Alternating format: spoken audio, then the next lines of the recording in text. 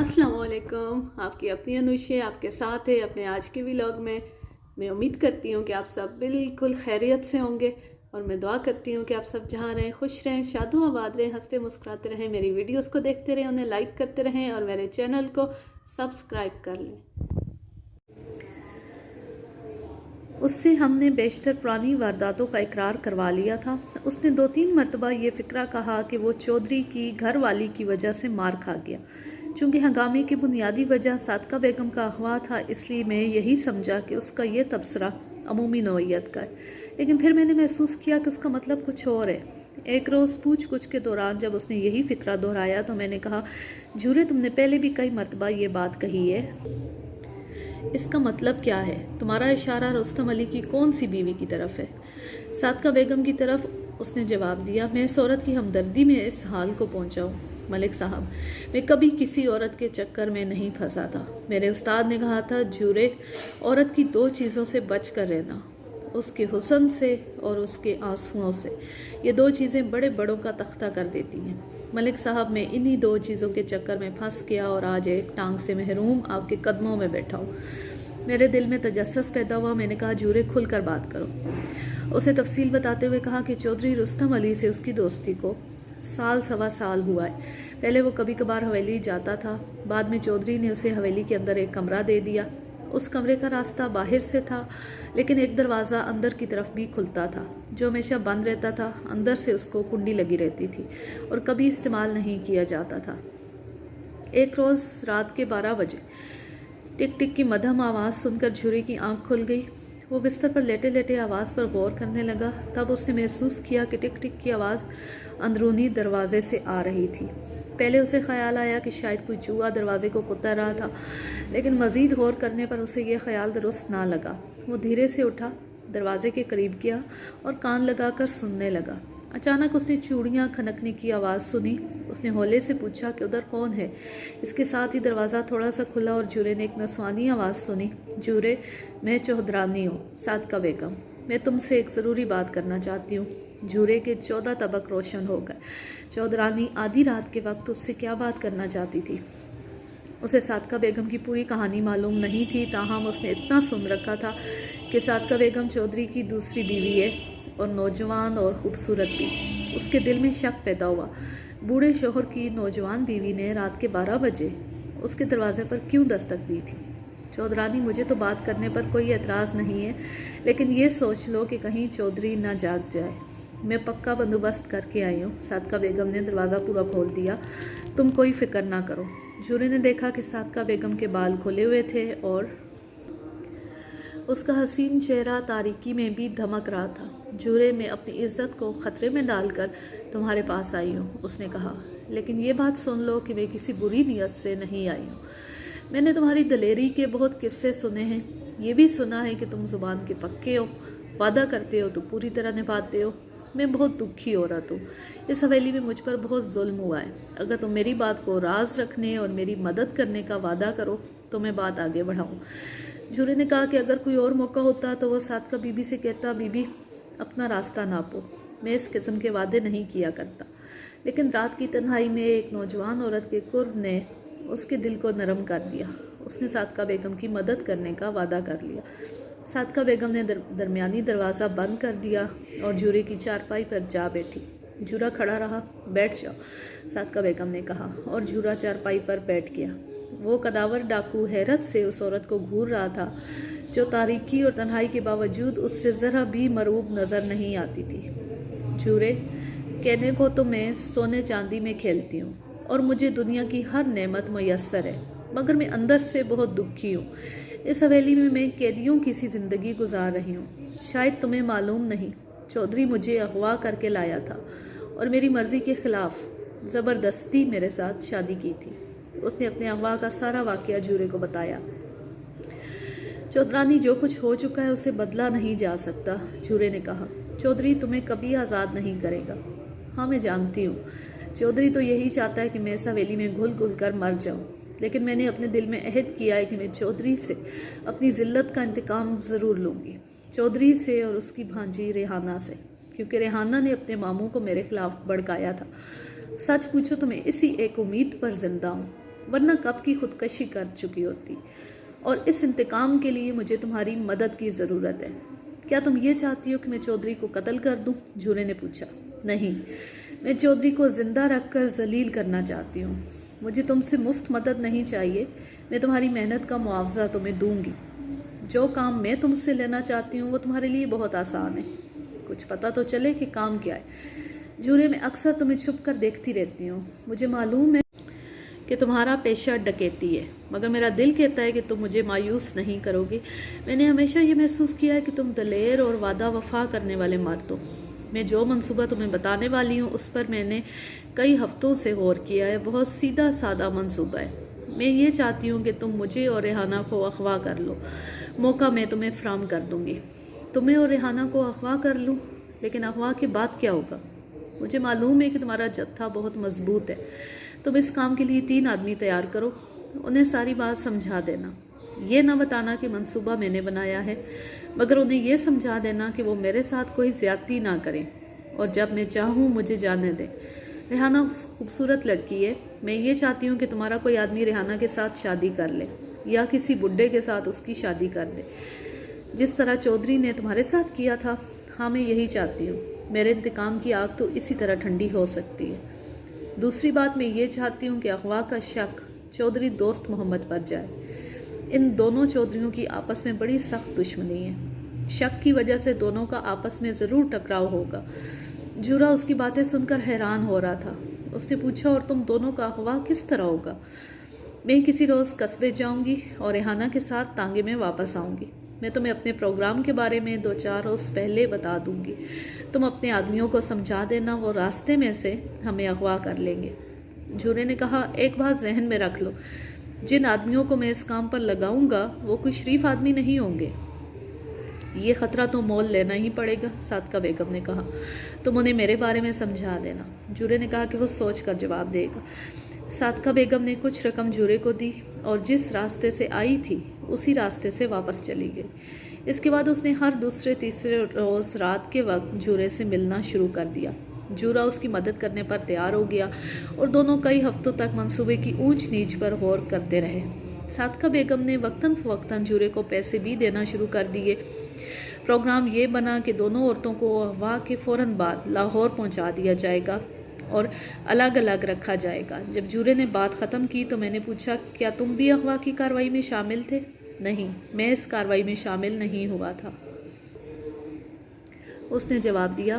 میں اغوا کے وقت حویلی میں موجود رہنا چاہتا تھا تاکہ چودھری کو مجھ پر ذرا سا بھی شک نہ ہو۔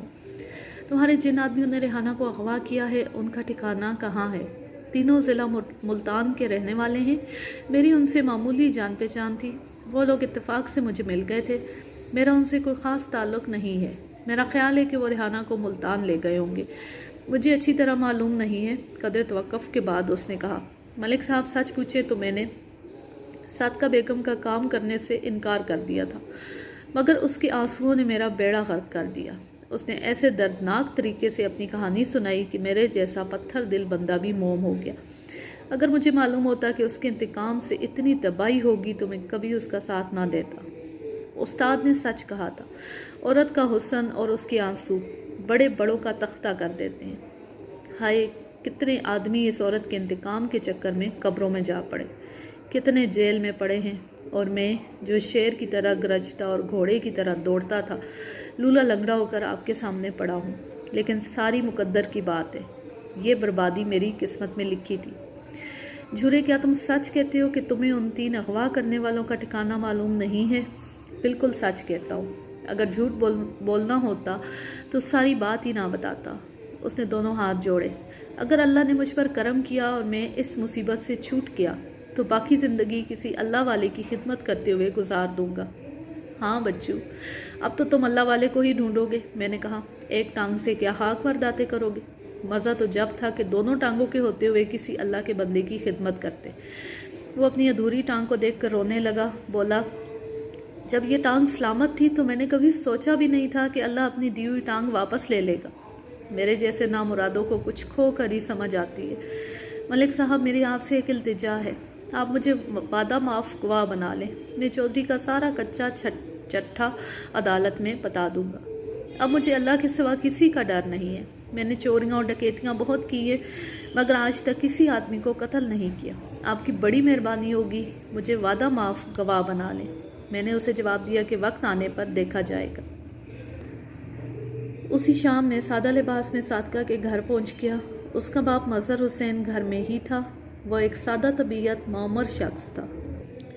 اس نے مجھے بیٹھک میں بٹھایا اور بتایا کہ اس کی بیٹی ظالموں کے چنگل سے چھوٹ کر گھر پہنچ گئی ہے۔ میں اسی سے ملنے آیا ہوں۔ میں نے کہا اسے یہاں بلائیں۔ وہ اندر گیا اور صادقہ بیگم کو بلا لایا۔ اس نے شوخ رنگ کا ریشمی سوٹ پہن رکھا تھا۔ وہ 26-27 سال کی ایک حسین خاتون تھی، تاہم اس کے چہرے پر ایک خاص قسم کا رعب اور پختگی پائی جاتی تھی۔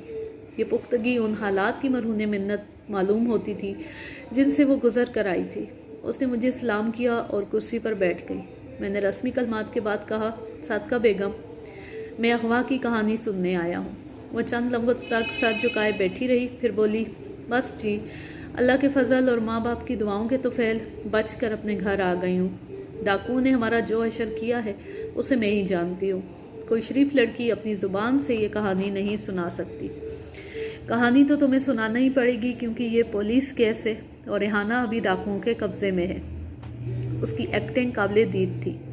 اس بات کا ذرا بھی احساس نہیں ہوتا تھا کہ وہ سارا منصوبہ اس دبلی پتلی خاتون کا بنایا ہوا تھا۔ آپ کو یہ تو معلوم ہی ہوگا کہ ہمیں کب اور کس طرح اغوا کیا گیا تھا، اس نے کہا۔